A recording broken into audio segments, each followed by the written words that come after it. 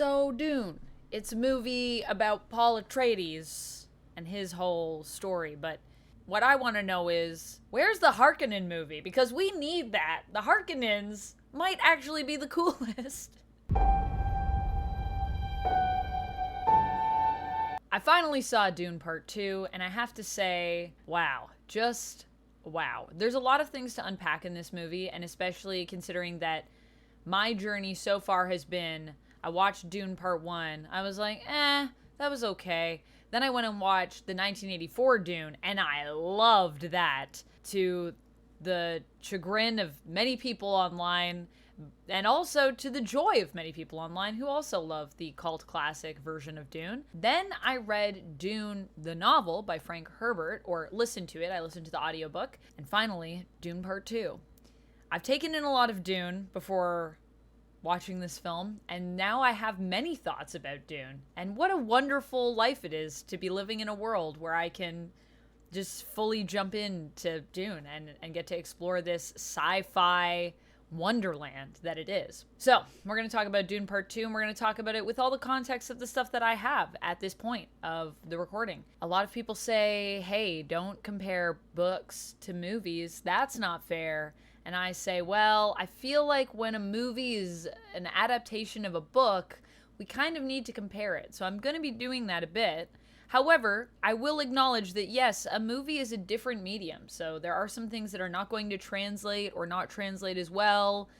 And just, there's going to be differences. And that's okay. It doesn't have to be a one-for-one. In fact, I probably wouldn't like it if it was a one-for-one from the book. What does that even look like? Because when we read or listen to a book, our own movie is playing in our mind. And someone that's directing a movie can't be tapped into all of our brains to then somehow conglomerate that to make the perfect adaptation. I don't think the perfect adaptation exists. So just a fair warning there. Also a fair spoiler warning for you, because we are going to be talking about spoilers. And other than that, let's jump into it. The first thing I want to talk about is this movie starts off right in the middle of the action, which I love. For me, Dune Part 1, I'm going to be real with you, I fell asleep the first time I watched it. Now, this was also because it was a day when I went to the movie theater and we saw 3 movies at the movie theater. We saw Venom: Let There Be Carnage. Oh boy. We saw Eternals, which I actually really liked. And then we saw Dune Part 1. There was a lot of sand in Dune Part 1, and that, I think, made me sleepy. Felt like a lot of the same stuff. Dark rooms and sand. Dark rooms and sand. Dark rooms and sand. And the soundtrack, they just kept playing the same, music, which is very nice, but it just kept blaring, so I kept, nodding off, and then the music would go, and I'd be like, whoa, what's happening? Oh, more sand. All right, I'm gonna go back to sleep. However, I have watched Dune Part 1 at this point, and yeah, I liked it. It was all right. It just didn't really wow me. But, everyone's been saying how amazing Dune is, which is what compelled me to go seek out the 80s version and then read the book. And I will say, having come back into Dune Part 2, they amped it up, which makes sense based on, now that I've read the book, the pacing of the book. The first part is slow, is kind of building all of the blocks that you need for the story so that it can take off in the second half, or I would say the final third, and this is kind of what Dune Part 2 is. So if you watched Dune Part 1 and you thought, oh, this is a bit slow, look, you just gotta watch Dune Part 1 so that you can really fully enjoy Dune Part 2. That's what I'd say. It is important that you watch both, and it's worth it, I think. It's very much worth it. The movie starts off very thrilling with a fight between the Fremen and the Harkonnens, and they're mashing it up. We're in the sand with them. And I will say something that I really loved about this movie, other than the fact that it's so thrilling, and when we're in the action, I feel like we're really in it. This is a movie that demands to be seen on the big screen. For some reason, when I did my short, I guess because I said it missed the point, I think, overall of the books. I think both adaptations I've seen have done that. People thought it meant that you shouldn't see the movie. No, you should see the movie. The movie is amazing, and you also really want to go to the theaters, I think. I wouldn't wait to see this one on DVD because you want to see it on a big screen. It demands a big screen.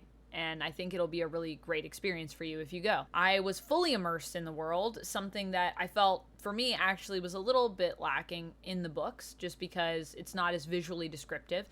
But the film really lifts It really just brings the visuals to life in a really beautiful and rich and just like delicious way. So not only is it visually gorgeous, but the sound design in this movie I also feel like is pretty flawless, I want to say. Not that I'm a sound technician or anything like that, but just with my ears were very happy.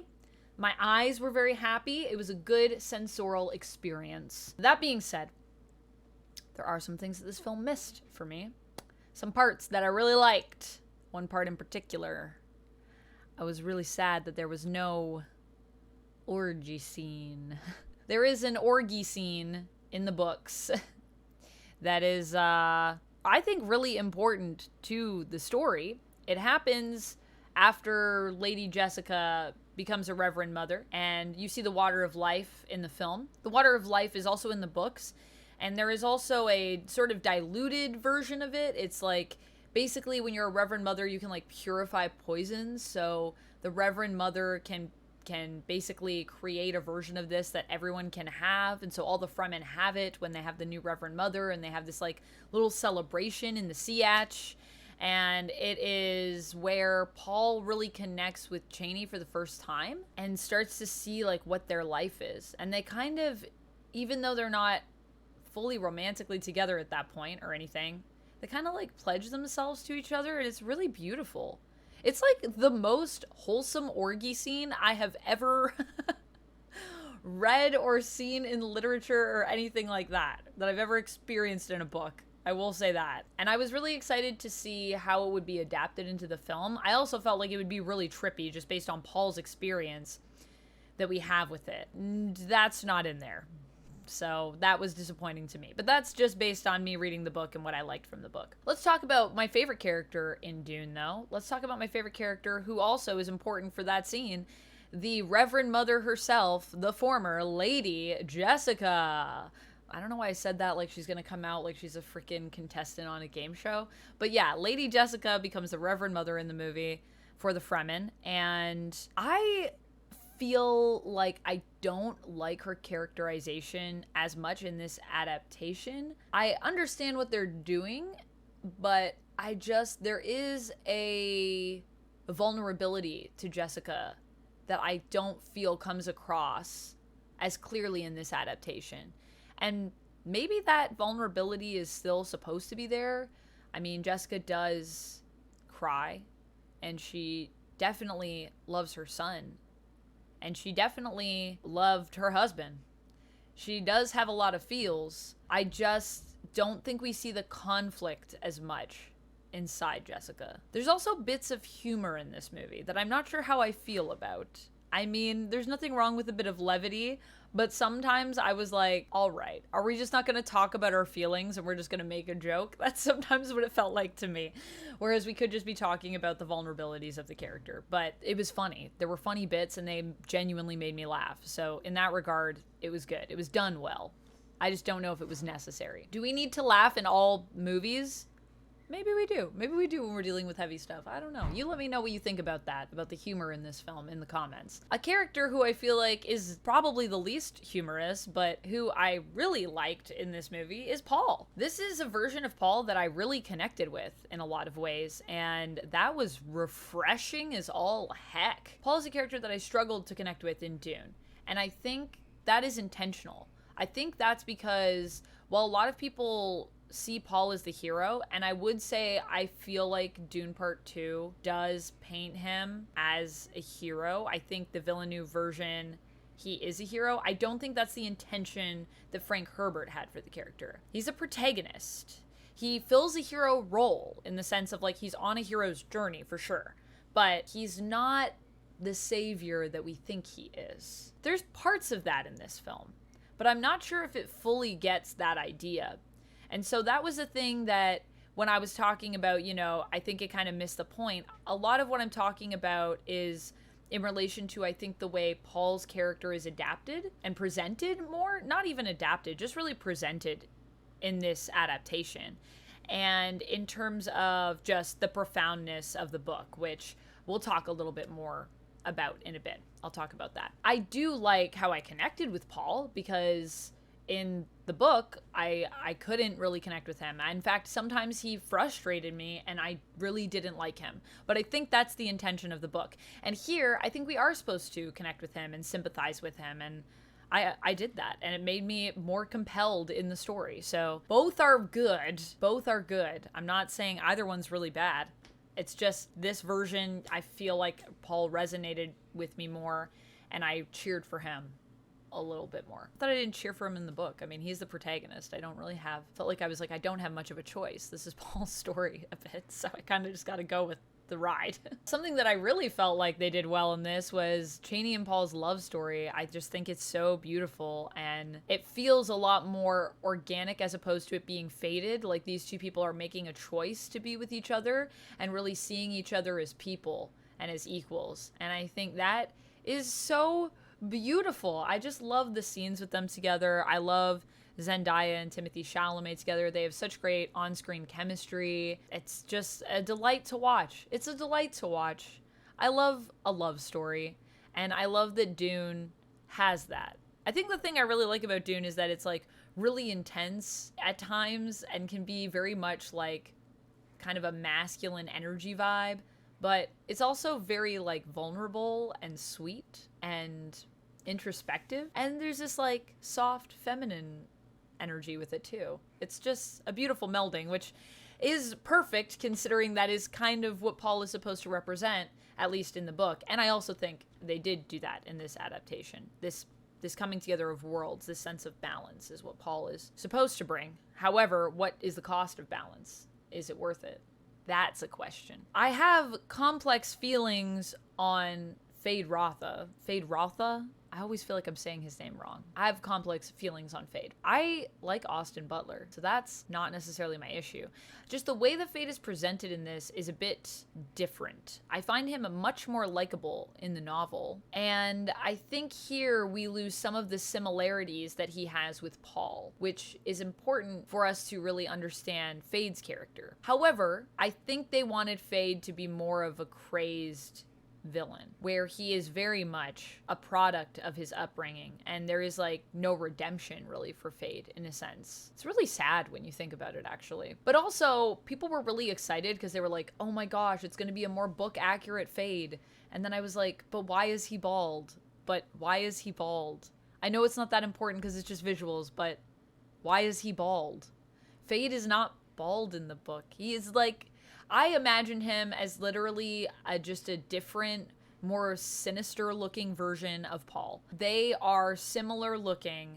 They are cousins, and all of that idea of they just like look very similar, but from two different worlds, you know? Like they could be each other if they just swapped places growing up. That's what I imagined. I mean, I already knew when I saw the trailer. I wasn't sure if I was going to like it, but that was also just based on me watching the 1984 Dune and really liking Sting and his metal thong that he wears, his codpiece.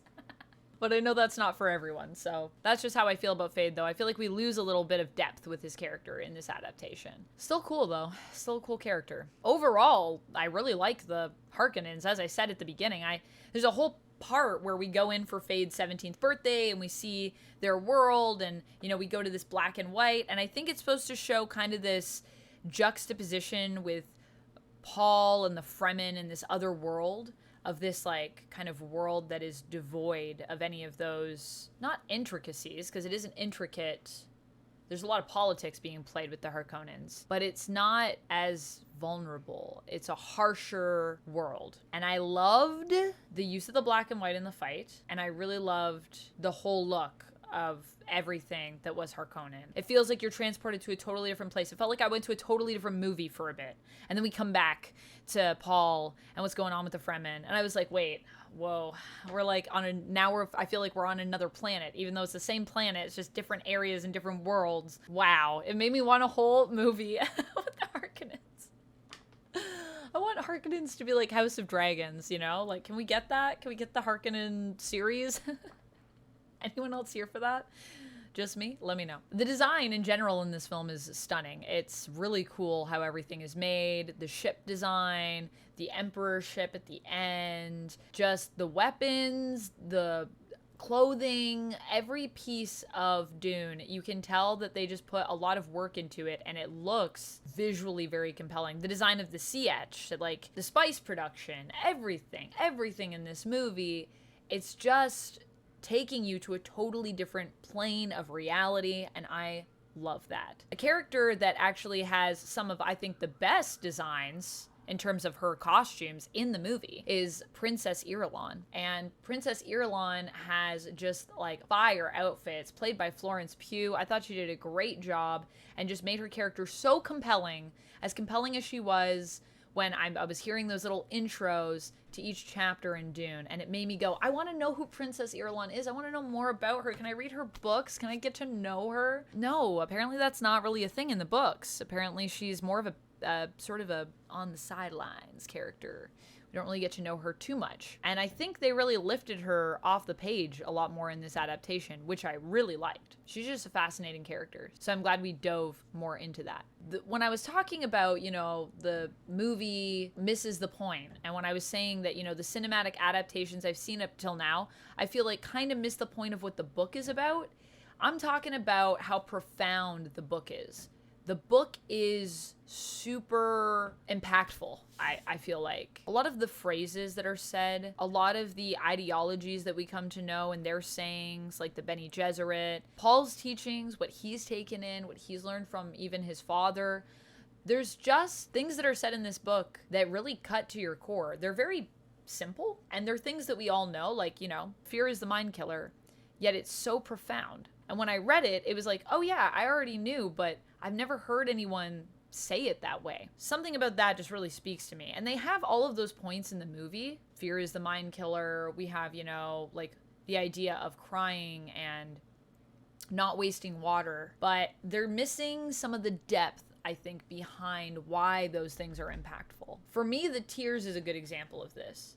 So in the book, Paul is the one that cries. And in the Dune Part 2, in the adaptation, Jessica is the one that cries. And I feel like it's more about don't waste water, don't waste water, don't waste water throughout the story, as opposed to it being this profound sense of like, you are a person that is coming from the outside who is willing to sacrifice your water here in the desert for someone that, you don't know that is perished. It's really more moving with Paul because Paul is crying over Jameis, who he is the one that took the life of Jameis. And yet he still has tears for him. And although, we don't want to waste water, it's just the fact that the Fremen are so moved by this because you don't cry in their society. So we're missing just some of those moments that felt really big in the book and are in the film, but just don't feel as big. And for me, that's what I really loved about the book, is just how profound it feels. There's a prolific amount of prolific profoundness in this book. And I wish that translated a little bit more to the film. When we get to the end, so obviously what's happening in the movie is Paul is fighting against the Harkonnens, is trying to take back the planet, and ultimately is coming for the Emperor because he wants to take down the Emperor because the Emperor was behind the destruction of his family, but also because he can see a place to creating this balance. It's a little bit selfish, but it's also about taking out people that are corrupt. It's kind of this like, we're going to rise up, we're going to take, Arrakis back for the Fremen. It belongs to them. So we have to see the Emperor. And the Emperor is played by Christopher Walken. And I do like the casting. I like the casting for pretty much everybody in this, to be real with you. But I couldn't help but every time Christopher Walken said something, it made me chuckle. I'm sorry, Christopher Walken, but it was an experience. And in the end, we have that confrontation with the Emperor. The Emperor does come to Arrakis, and we have this final fight. And something that I think this movie actually does more than the book is the fighting is really intense. You really feel how massive a lot of this fighting is, and the stakes, and just how much life is being sacrificed to accomplish this goal. And it kind of makes you ponder, is it worth it a little bit? Well, it made me ponder that. I don't know if that's the intention of the film, though. I don't think that is the intention of the film, but it makes it feel very grand, the action scenes. There's a particular part that I talked about in my spoiler-free sort of immediate reaction when I came out of the theater, but I didn't want to spoil it for people. And I was talking about at the end, there's this part with Chani, who at this point is not happy with Paul because Paul went to drink the water of life and then he basically poisoned himself and then he was in a coma and then it took her tears to bring him back. And she feels like he's basically, I think, making all these calls without her and they're supposed to be a partnership. But Paul just kind of wants to do his own thing sometimes. And Chani is like, I'm not here for that. In the book, their falling out is a bit different, but we'll talk about that more in a little bit. So Chani at the end is kind of pissed and she goes and has this really amazing action sequence. And in the book, she's also super badass. So I love that she got all these cool badass moments. At the end, her fight is like, she's just like going and taking out a million people and it all feels like one take. So if there are any cuts, they're smartly done. They're not noticeable cuts. It's one shot. And I don't know because Zendaya also turns the camera and it looks like her. So I don't know if that was, they did some digital stuff to put that on like a stunt person or if Zendaya actually did that action sequence. But wow, it's so cool and it looks so good. And it's one of my favorite action moments in the entire film. I also really love the scene with Paul and Chani taking out the spice production together with like the rocket launcher and Paul having to run to like get them to drop their shield so they can fire. Oh, that part was, I was like biting my nails. I was like, I know what's gonna happen, but I'm so scared. In general, the acting in this movie is also phenomenal across the board. I loved so much of the casting, so much of the acting. Everyone's really fully committed to their roles and is really bringing it. Javier Bardem as well as Stilgar, amazing. Everyone is so committed and it brings a joy to my heart to just see all of these amazing actors together on screen. Clearly having a good time and clearly crushing it. Also, shout outs to Denis Villeneuve for getting all of this performance out of his actors. Direction is also a huge part of why acting is good or not good. The biggest difference for me in part 2 versus the book is that there's no time skip. I think I just feel like takes away from some of the stuff that's important, but I think it's because they're going to do it in a different way and they're rolling some of that into the next film, which is going to be primarily based off of the book that comes after Dune, Dune Messiah. So I think we're going to get some of that in there. However, we don't have Paul and Chani's son, which changes up why Chani is kind of upset. In the book, she's not as upset with Paul. She's more upset with the loss of her son. And now, also, Paul is going to be marrying Princess Irulan, so that's like a bit of a pill to swallow. But I think part of her always knew that that was probably coming. It's more the loss of her son that hits her, and she has to process that. And Paul also just doesn't even have time to process it, so it's pretty weird. It's pretty weird. Chani and Jessica's relationship also kind of gets lost in the time skip, and we also lose a lot of what happens with Aaliyah, Paul's sister, who is born and is a kid that basically has the wisdom of a bunch of reverend mothers who have come before because Jessica drank the water of life while Aaliyah was in her womb. So Aaliyah's tragic story is a little bit lost to us. And it also means that a lot of this crazy fighting happens in like a few months because Aaliyah isn't even born yet, which I just think is nuts. Like, we really sped things up. Like, I know I said the book speeds it up, but this really sped it up because we don't even have the time skip. I also feel like the time skip plays in really well to Paul's visions because there's a whole bit in the book where Paul's kind of trying to figure out even what time it is in his life because he jumps around so much in his mind through the spice that gives him visions. And I just wish that we got to see a little bit more of that. I think it could have been cool. But maybe that's a different film. Maybe there'll be another Dune film at some point that will explore more of the trippy elements of Dune, because I don't think an adaptation has really done that part of it as well yet. We get down to the final fight, which happens between Paul and Feyd. Who will win? Well, I already knew, because I already knew the story of Dune even before I read the novel, and then I read the novel, and then I also knew. And also, I've seen it in the 84 version. So we have this final fight, which I thought was interesting the way they did it. They kind of do it a lot more fast. In the book, it feels very like, I'm thinking, and then we clash, and then I'm thinking. In this, there wasn't a lot of pausing. It was just fight. But it's cool because it really puts you in the feeling of a fight, because that's what a fight feels like. Things happen really fast. Faster than you think. But also, when you get hit, it kind of feels like a lifetime is happening. So it played really interestingly with the speed of the fight and what time feels like. Felt very desperate and very intense, and that I really loved. And at the end of the movie, it seems that there's gonna be a war. Because all the other houses, even though Paul played the game and he got the Emperor to concede and just agree to let Paul marry Princess Irulan, and then the Emperor is basically going to retire and Paul and Princess Irulan are going to rule together, the other houses don't accept that. So now they have to go into a war immediately. A little bit different than the end of the first Dune, but I believe that launches us right into Dune Messiah. So I guess they're setting it up because they want to do that third movie, which I already kind of knew, and Dune Messiah will happen. Or however many more they want to do. I'm not sure how they're going to break that up, if they're going to break it up. So, yeah, that felt a little bit weird, because it felt like we didn't even get to, like, pause for a second, which I was kind of hoping this would feel like a little bit more of a complete piece, part 1 and 2.